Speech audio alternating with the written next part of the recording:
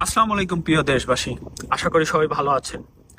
আজকে খুবই বাধ্য হয়ে খুবই এক্সাইটেড নিয়ে লাইভ আমি ভিডিওতে আসলাম।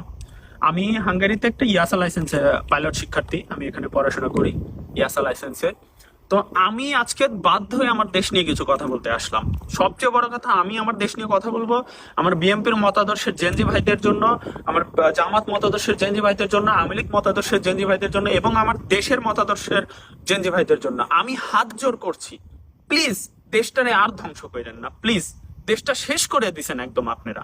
আপনি সব মতাদর্শের ভাইদের জন্য আমি অনুরোধ করবো দুই হাত জোড়ে। সকালবেলায় আমার বন্ধু ইলিয়াস আমাকে দেখালো কয়েকটা ইন্টারন্যাশনাল নিউজের, মানে ইন্টারন্যাশনাল পত্রিকার নিউজ। কল্পনা সকালবেলায় আমি বলছে, ভাই তোর দেশের কি অবস্থায় দেখ। তো ইন্টারন্যাশনালি সিরিয়াসলি বলতেছি, আমাদের ভাবমূর্তি কই যাইতেছে কোনো কল্পনা করতে পারবেন না। সব জায়গায় রেড অ্যালার্ট জারি হইতেছে। আমাদের ইউএসএ ভিসা দেয় না, ইউকে ভিসা দেয় না, যেখানে আমাদের 100% ভিসার ইস্যু ছিল ইউকেতে। ইউরোপ গুলো এখন ভিসা দিতে চাচ্ছে না। 1000 জন অ্যাপ্লাই করলে 5 জন পায়। আমি গ্যারান্টি, আমার স্কুলের এখানে আমি 5 জনের জন্য, আমার 5টা স্টুডেন্ট, 5টা ভাইদের জন্য আমি অ্যাপ্লাই করে করছিলাম। আজকে তো সকালবেলায় আমার ইনস্ট্রাক্টর এসে জিজ্ঞেস করলো, হোয়াট ইজ দিস ফারাবি। মানে ও জানতে চাইলো এটা নিয়ে অনেক, মানে পাকিস্তানিদের যেমন আমার স্কুল আর কি ভিসা দেয় না এখানে, তো ওই টাইপের আর কি ও একটা নেগেটিভ মাইন্ড নিয়ে আমাকে যে জিজ্ঞেস করতে চাইলো। আমি ট্রাই করলাম রিকভারি করার। তো আমি হাত জোর করে রিকোয়েস্ট করব, ভাই নিজের লাইফ নিজে আপনারা ডিস্ট্রয় করে দিচ্ছেন, নিজের লাইফ নিজে শেষ করে দিচ্ছেন। প্লিজ এই কাজ কইরেন না, প্লিজ। আমার দেশ আর শেষ করেন না। আপনি জানেন আমাদের ইকোনমির কি অবস্থা এখন। আমাদের ইকোনমিতে প্রায় $3 লাখ ছিল ঋণ ছিল আমাদের। আমাদের ঋণ ছিল $3 লাখ। এখন সেটি ঋণ প্রায় 2 গুণ হয়ে দাঁড়াইছে। তো $3 লাখ যদি পূর্ব গভর্নমেন্ট, আগেকার গভর্নমেন্ট যদি করে, তার তো ভিজিবল অনেক উন্নয়ন ছিল, সেটা তো দেখতে পারি। কিন্তু এখন যে ডাবল যে ঋণটা হলো, সেটা ডক্টর ইউনূস কোন বিল্ডিং, কোন একটা ছোট একটা, মানে একটা ছোট যে একটা বানাবে সেরকম স্ট্রাকচারাল ডেভেলপমেন্ট, আমি তো সেটাও দেখি না। তো কেমনে এই ঋণটা হলো সেটা নিয়ে আপনারা কথা বলেন। শুধু হাদি মারা গেছে, হাদির মতো আরো অনেক বিএনপির বড় বড় নেতা, আওয়ামী লীগের বড় বড় নেতা, অন্য দলের আওয়ামী লীগের বড় বড় নেতা মারা গেছে বাংলাদেশে। তার জন্য একটা দেশ ডিস্ট্রয় করে দিবেন, এটার ইস্যু করে? আপনারা বুঝেন না আপনাদের ইমোশন কিভাবে ইউজ করা হইতেছে।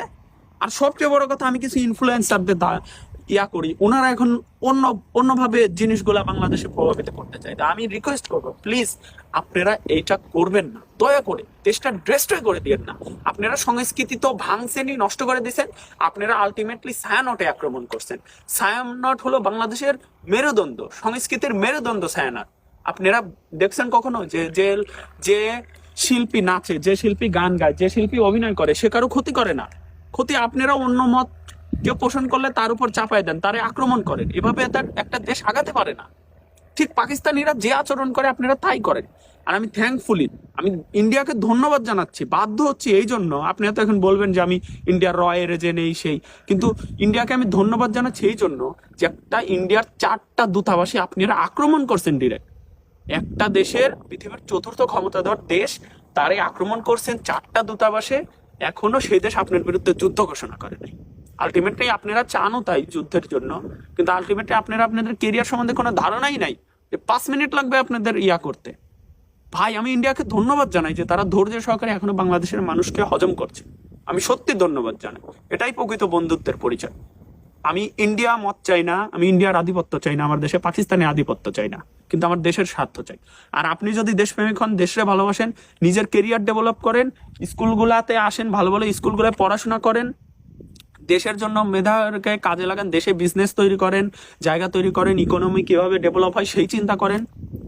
আমার কথা, আমার বাঙালি ভাইরা পৃথিবীতে ছড়াই যাবে, বিভিন্ন স্কুলগুলা দখল করবে, বিভিন্ন মাল্টি কালচার বড় বড় সব কোম্পানিতে তারা বড় বড় পজিশনে থাকবে, তারা ইকোনমিক ডেভেলপ করবে, তারা পুরো পৃথিবীতে ছড়াই দিবে, তাদের সুনাম থাকবে অনেক ভালো। আমরা একটা ভালো নেশন হব, ভালো একটা জাতি হব, সেভাবে আমরা তার হব, আমরা জলজান্ত উদাহরণ হব। আমাদের তো হওয়ার কথা ছিল সেটা। আপনাদের ইমোশনকে কাজে লাগিয়ে কারা দেশটা একদম কই নিয়ে যায় আপনারা বুঝেন না। এই যে সংবাদ মিডিয়া হামলা করা, সাংস্কৃতিক প্রতিষ্ঠানগুলো হামলা করা, এগুলো কারা করে? এগুলো পাকিস্তানে হয়, এগুলো আফগানিস্তানে হয় ভাই, এগুলো অন্যান্য দেশে হয় যাদের রেপুটেশন খুব খারাপ।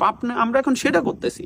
আপনারা কিছু বাজে ইনফ্লুয়েন্সার, যারা নিজেদের স্বার্থ, নিজেদের অর্থনৈতিক ডেভেলপমেন্টের জন্য, তাদেরকে নিয়ে আপনারা তাদের কথা এগুলো করে বেড়ান ভাই। আলটিমেটলি দেশের কি লাভ? দেশ অনিরাপদ, দেশ শেষ।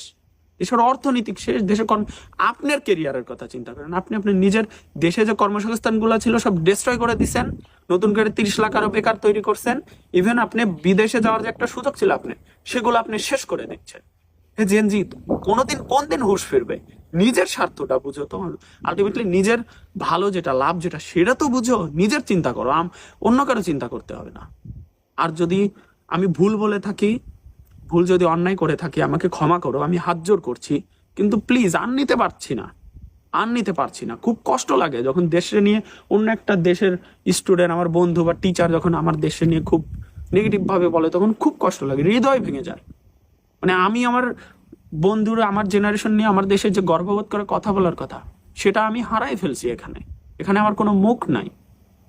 এই জন্য খুব আবেগ নিয়ে বললাম, ভুল ত্রুটি ক্ষমার দৃষ্টিতে দেখো। সবাই ভালো থাকো। আর প্রকৃত যারা ধর্মের কথা বলে, প্রকৃত যারা ইমাম বাংলাদেশের ধর্মের কথা বলে, তারা ঠিকই ধর্ম নিয়ে বাড়াবাড়ি করে না। সো আমার কেন জানি এখন মনে হয় ধর্ম নিয়ে বাড়াবাড়িটাই দেশ ধ্বংস করে দিছে।